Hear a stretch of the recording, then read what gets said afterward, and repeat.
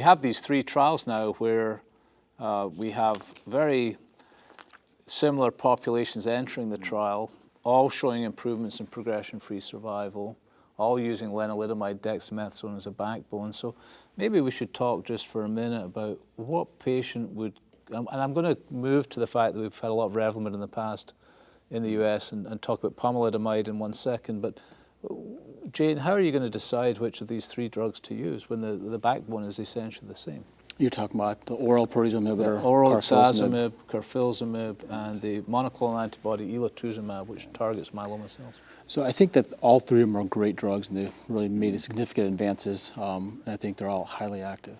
The question that you ask is how are you going to clinically use all these, and I think that's the key, is how do you leverage each and every one of these. The challenge is that elotuzumab, I think, has some great data with lenalidomide, and also some data with bortezomib in a phase 2 study with a similar hazard ratio. So you can potentially combine it with bortezomib, even though that's not part of the label, and that's not how it's FDA approved. But I worry that if that's going to be my best partner drug right now, that I want to leverage that, because I don't have single agent activity with elotuzumab with other drugs or by itself. So if I use lenalidomide dex with something else, then I'm losing the opportunity, I think, or potentially, to get the best benefit from elo. And number 2, I think there's really an immune stimulatory component to elotuzumab where it requires NK cells in part, and stimulates those. So I think it's very different. So I think the earlier disease course that you use it to have an intact immune system, you may be able to get more benefit from that biologically. So for me, that makes sense to combine it in that setting. I think it's also important to clarify a little bit. You kind of alluded to these 3 studies and the patient populations, but I don't think they're exactly the same. I agree. I did say that, so they were similar. No, but they're, for example, there's and just to be clear, they all had 1 to 3 prior therapies as the major but I think eligibility. what's the expression, something's in the details, the devil's in the details, which is, for example, the ASPIRE and the tourmaline study did not allow bortezomib or PI refractory patients, whereas the ELOQUENT study did. And I think that's one example. So I could imagine as a community oncologist, you have these 3 phase 3 studies in 1 to 3 lines of therapy. And then if you add to that the ENDEAVOR study and also the PANORAMA study, which is with... We're going to talk about it in a second, yeah. But the point is that we have now 5 phase 3 studies in 1 to 3 lines of prior therapy. And as a community oncologist, what do you do with that information? Well, that's why I just asked you. And I think one of the things I would say is that we can't say that these subtle differences are going to make significant impacts in outcomes that we see, particularly PI or len refractory, whether that's allowed. And not to forget, one of the challenges of applying these studies to U.S. populations, given the extent of lenalidomide exposure. That's going to be my next question, but get back to the one I asked you. Which are the 3 and why? Well, but I think the point is that we should also look at what I was going to add was the hazard ratios, because we are looking at PFS, and it looks like one study has dramatically improved PFS. And as Jatin mentioned, not that the hazard ratios make it better. You shouldn't compare across these studies, but at least it mitigates. It's telling you what the novel agent is adding relative to the control arm and standardize it. And the point is that those hazard ratios are really stacking up in this 0.5 to 0.7 range. And at the end of the day, it's going to come back to being an oncologist and a doc. What does this patient need? Can they tolerate a PI?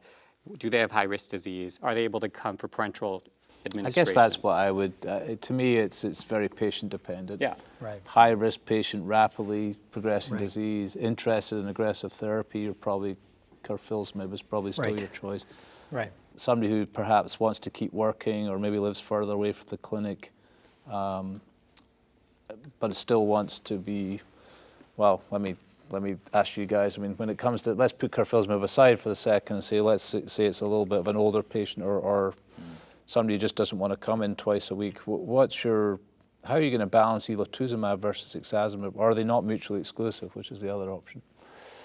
Yeah, I mean, I think that's a good point, and again, to put all of those trials in one basket, I think if you've got a rapidly progressing patient or a high-risk patient, then I think the carfilzomib combination makes a lot of sense. If you've got somebody who's got a little bit more of an indolent relapse, then adding an antibody where you've got a little bit of time to see the response probably makes sense. If you've got somebody, as I said, the higher dose, carfilzomib is clearly the more potent proteasome inhibitor, and I suspect that applies to ixazomib as well. But that ability to give ixazomib over long times is quite attractive too, right? Right. I mean, so I think there are a lot of factors that weigh in there, and we don't have biomarkers that tell us this patient needs one drug, this patient needs another yet, to be able to parse that So we're out. still figuring it out is the short answer, right? I think so, but I yeah. build on a point Sagar's making. I mean, I think you may not have biomarkers classically, but we certainly have clinical clues. And I think there are the great news is that we have choices. And I would see it as the pot is truly half full versus half empty, that's for sure. Yeah, for sure. And I think that, ixazomib clearly would be an ideal choice for someone who, coming to the clinic twice a week would be a challenge. Completely agree that a high-risk patient with explosive relapse, a very potent inhibitor like carfilzomib makes great sense with the usual caveats. And I think that the elotuzumab data are very provocative, particularly given its tolerability and this idea that it's a true immuno-oncologic. But I think one thing, Keith, we need to touch on is pomalidomide. Well, Yeah. I'm getting there, and I'm going to ask Oh, the man. okay, the man fine, here excellent. is the pomalidomide guy is right next to you. Well, you both are, but for the purpose I Yeah, want. yeah. So thank you, Paul. What I wanted to, so I think just to summarize this discussion, we're very lucky. We got 4 randomized trials, we've got new drugs. We're still trying to figure out who gets what, but it's probably going to be quite individualized, I think, Yes, at the end of the absolutely. day. And maybe there'll be other factors, economic factors that play in eventually. But I want to come to